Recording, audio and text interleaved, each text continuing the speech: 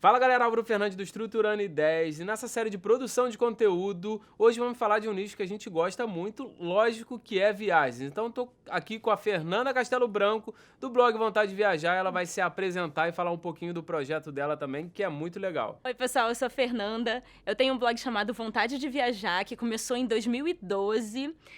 Eu também trabalho na área de comunicação, com marketing digital, e sou diretora da ABBV, Associação Brasileira de Blogs de Viagem. Então a gente fala muito de viagem, eu quero saber o que significa viagem pra você, o significado e quantos países você já passou ao longo dessa sua jornada. Olha, eu acho que eu já visitei uns 20 e poucos, eu acho que atualmente está em 26. Mas eu ando parando de contar, Sim. porque eu comecei a descobrir um prazer muito grande também em voltar em lugares que eu já conheci. Sim. E aí eu tô meio que descobrindo a ideia de conhecer melhor. Para mim, viajar é como se a gente tivesse oportunidade de viver uma vida paralela e experimentar coisas completamente diferentes da nossa rotina e se expor a coisas novas.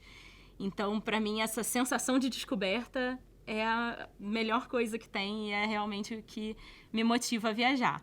Eu acho que conhecer uma cidade, por exemplo, o pessoal vai para a Europa, vai para Paris, aí fica 4, 5 dias, você conheceu, assim, as coisas principais. Aí quando você volta, você acaba passando por alguns lugares ali, os principais, mas você vai explorando outras coisas novas. Então, parece que você está conhecendo uma outra cidade. Eu não sei se você teve essa impressão, eu já tive em cidade, repeti 2, 3 vezes, e sempre que eu vou, parece que eu estou indo para um outro lugar. Eu acho isso muito legal. Muita gente está preocupada em contar os lugares. Eu acho que país você consegue conhecer, de repente, 50 países no ano, mas você não vai conhecer os lugares. Assim, as cidades específicas e tal. E nessa parte de viagem, como que é a sua produção de conteúdo? Você é muito focada em blog, já tem o YouTube também, mas é muito focada em blog. E muita gente acha que criação de blog é fácil, é só digitar um texto e tal, mas é a mesma coisa do YouTube. Você tem que criar um roteiro, depois ir nos lugares, fotografar, voltar. Eu queria que você explicasse um pouquinho desse processo criativo. O blog eu acho que ele hoje em dia ele não é mais a mídia da moda, né? Sim. Depois de ter criado o blog, é claro que eu fui entrando em todas as outras redes sociais, também comecei o canal no YouTube num projeto, e isso tudo para mim se complementa bastante. Eu acho que em todas as plataformas existe um trabalho de bastidores muito maior do que a gente imagina quando a gente está visitando um canal, lendo um texto. Do mesmo jeito que as pessoas falam assim, o Instagram é só postar uma foto, escrever a legenda. Sim. Mas, na verdade, você até riu, né? A gente se identifica. Porque não é só isso, Sim. né? Teve a escolha da foto, teve a produção daquela foto, você teve várias tentativas para encontrar a foto certa. Edição de foto, depois o texto. O texto você também não pode escrever qualquer bobagem, Sim. Você tem que ter o mínimo de apuração, passar uma dica que vale a pena, Sim. né? Então, eu acho que todas as plataformas de conteúdo têm muito mais trabalho de bastidores do que as pessoas imaginam. A maior parte dos blogueiros com quem eu converso passam muitas horas editando um texto. Às vezes, a gente conta com a ajuda de amigos para fazer uma revisão e tudo mais. E existe todo o processo em qualquer uma das mídias que eu esteja trabalhando. O processo principal é de produção e de pesquisa. Então, quando a gente vai começar uma viagem, quando a gente vai visitar um lugar, a gente precisa se informar sobre a história daquele lugar, o contexto, as informações práticas para passar as dicas para os viajantes. A gente precisa criar conteúdo para plataformas que a gente ainda nem sabe que existem. Sim, exato. Porque às vezes a gente faz uma viagem, né, e continua criando conteúdo sobre ela depois de 6 meses, depois de 1 ano, porque, né, você voltou com muitas ideias de pauta, muita coisa que você pode destrinchar. E nesse meio do caminho já surgiu uma nova rede social, já mudou um formato de vídeo. Então, agora a gente tira foto vertical, horizontal, vídeo vertical, horizontal, faz bumerangue, faz não sei o que, anota tudo. Aquela famosa frase para garantir. Para garantir, exatamente. Então, eu acho que, ainda mais quando a gente está falando de conteúdo de viagem, Sim. a gente passa muito tempo fazendo conteúdo para garantir, porque a oportunidade de voltar naquele destino, às vezes, pode não aparecer de novo tão cedo, né? Sim, a gente se conheceu até gravando um podcast falando de viagem, o que eu achei legal que o processo criativo nosso é bem parecido, acho que por a gente ser jornalista, a gente pensa um pouco diferente. Eu conheço diversos viajantes, pessoas que não têm nada a ver com a área de jornalismo, são muito bons, mas ele tem esse processo criativo um pouco diferente. A gente pensa muito na apuração, pensa muito na responsabilidade do texto, do que a gente vai colocar ali, porque na verdade é um sonho, né? Uma viagem é um sonho, gasta dinheiro, você vai pra longe, fica longe, se for um intercâmbio você vai ficar longe da família, etc e tal. E se a gente falar alguma besteira, a gente tá sendo responsável por aquilo. Exatamente. Então eu acho que essa parte de processo de criação, ela deveria ser mais ampla e ser mais ou menos assim, né? Ter essa responsabilidade que a gente vê que muitas mídias, não só na parte de viagem, não tem. Assim, o que você acha, né, quando você vai pesquisar alguma coisa e vê uma matéria errada e tal, te frustra muito da pessoa simplesmente foi lá em algum lugar igual, eu vou pra Santiago, bota um monte de informação ali, aí tipo, vai procurar aí, e tipo, não tem nada a ver uma coisa com a outra. O que você acha sobre isso? Pode falar mal.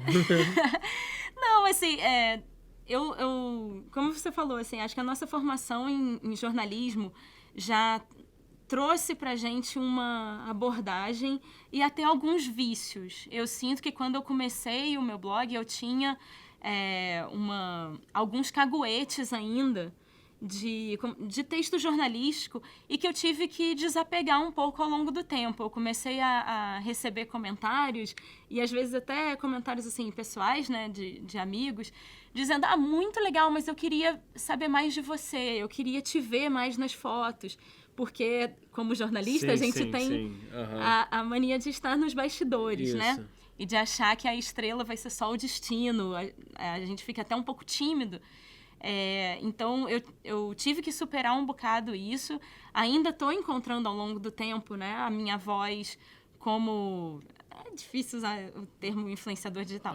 Mas, enfim, como criador de conteúdo... O formato. Um formato que seja mais pessoal e que seja menos objetivamente jornalístico. Sim. Quando eu estou navegando por outros conteúdos, eu às vezes... Você perguntou se me frustra, às vezes me frustra um pouco quando eu vejo alguma informação mal apurada. Eu já vi foto com legenda errada, já vi... porque tem muito site que cria conteúdo de viagem sem necessariamente ter passado pela experiência, né? E isso, assim, é comum, é compreensível, mas também abre algumas possibilidades de equívocos, né? Bastante óbvias. Então, eu já vi lugar com a legenda na foto como se fosse outro país. Informação... Eu gosto muito de arte e de história, escrevo bastante sobre isso. Então, eu me preocupo também em pesquisar sobre aquela cultura, sobre aquele movimento artístico, além daquele destino de viagem. Então, para mim, a apuração é um processo bastante extenso, né? Como você falou, assim, eu sinto uma responsabilidade pelas informações que eu compartilho. É claro que a gente gosta de compartilhar a foto mais bonita possível, né? A gente dá uma editada para ficar com um acabamento bom, mas eu me preocupo muito de me certificar de que aquela foto corresponde à realidade. Eu também não quero criar uma expectativa que não vai corresponder à experiência que o viajante vai ter quando ele chegar, de fato, naquele destino, né? Então, eu tomo bastante cuidado com isso e já me aconteceu de chegar num lugar e não sei exatamente aquilo que estava... Que estava na minha expectativa e eu ficar bastante chateada. Acontece muito, acho que hoje em dia, pelo acesso à informação ser muito fácil, né? Então muita gente escreve sobre muita coisa, independente da área de viagem. Isso realmente é chato, porque às vezes eu gosto muito de história, você também. Às vezes a gente vai ler alguma coisa, eu sempre duvido. Eu falei, sério que é isso? Aí outro dia, assim, recentemente eu vi alguma coisa falando da Segunda Guerra Mundial, que acabou em 82. Eu falei, 82, a Segunda Guerra Mundial? Eu falei, eu quase assisti, por um pouco eu não assisto, sabe? Aí eu vejo, a pessoa nem pesquisou, talvez possa ter sido um erro de digitação, acontece, mas tem que ler direito, porque muita gente, ainda mais as pessoas mais novas, elas podem crescer com aquela informação, aquele influenciador, o criador de conteúdo que ela gosta, e falar, não, porque a guerra acabou em 82, que eu vi no blog de tal pessoa. Então, tem essa... Uma coisa, assim, que eu acho que é pouco discutido quando se fala de criação de conteúdo digital é a importância da fonte de pesquisa. Sim. Tanto no sentido da confiabilidade, quanto no sentido do crédito mesmo, né? E às vezes, na internet, esse negócio de eu escutei num vídeo, ou eu vi navegando no Instagram, ou eu li num blog, muitas vezes as pessoas não dizem qual blog, qual vídeo. Eu acho muito importante dar crédito, mesmo outros produtores de conteúdo. Não vejo nenhum problema em dizer, eu vi essa dica no blog tal, ou quem me apresentou isso foi o fulano. Pelo contrário, eu acho que isso é uma excelente prática eu ia falar na blogosfera, mas na verdade em qualquer plataforma. Como criador de conteúdo, todo mundo gosta de ter crédito, né? Sobre o trabalho que foi. E também no sentido de responsabilidade. Porque, como você disse, às vezes tem algumas informações incorretas e que acabam sendo repetidas por um efeito que eu brinco que é tipo Xerox da Xerox. Né? Porque uma pessoa pega um trecho, depois outra pessoa pega outro e a apuração fica incompleta ou incorreta e acaba que, no final das contas, o público está consumindo um conteúdo que não tenha a qualidade que a gente poderia querer, né? No Vontade de Viajar, eu gosto de falar sobre roteiros culturais, eu gosto muito dessa interseção entre viagem e cultura. E aí eu gosto de tanto as referências de cultura pop mesmo, como artes. Eu gosto muito de alguns artistas, especialmente de arte moderna. Então, gosto muito de conhecer esse tipo de lugar nos destinos que eu vou. Adoro museu, adoro street art.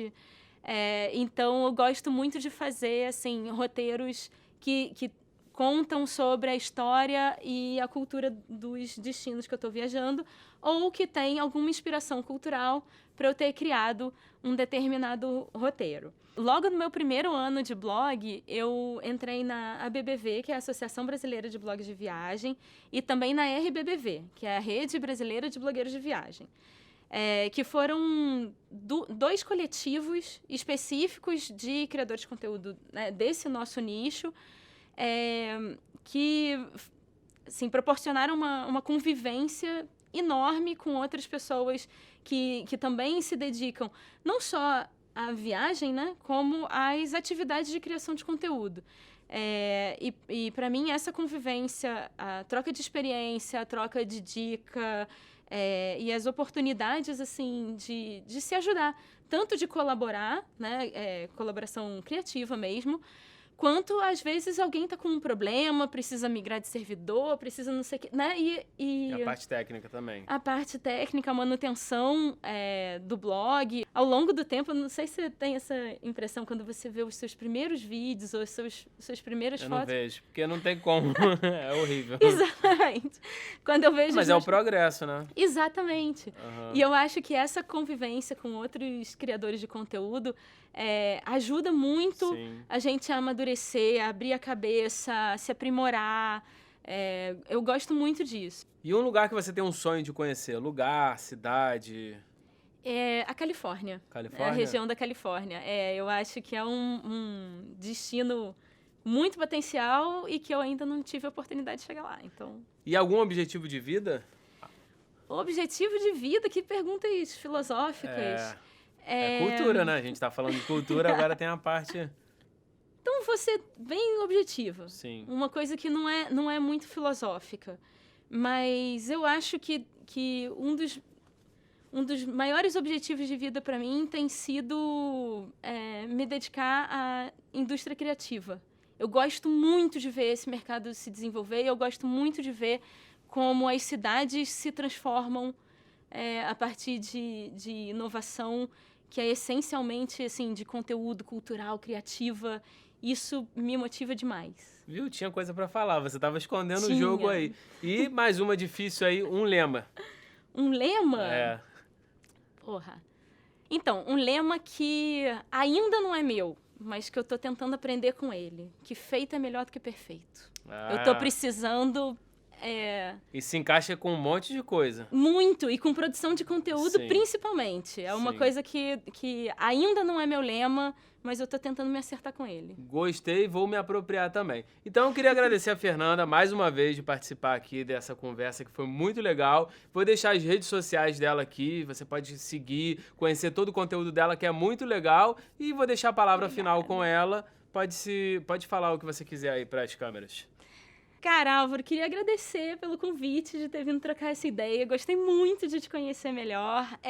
Eu acho que a gente compartilha essa curiosidade de conhecer o mundo e espero que a gente dê um empurrãozinho para algumas pessoas passarem a compartilhar isso com a gente também. Sim, vamos sim. Impactar as pessoas, eu acho que é o nosso lema, ainda mais como jornalista. Mais um lema aí pra gente. E muito obrigado novamente e até o próximo vídeo. Valeu.